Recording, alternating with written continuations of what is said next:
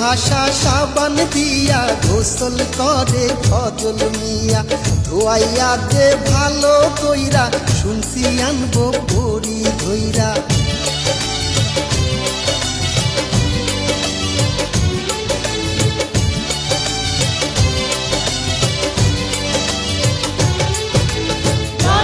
ভাষা সাবান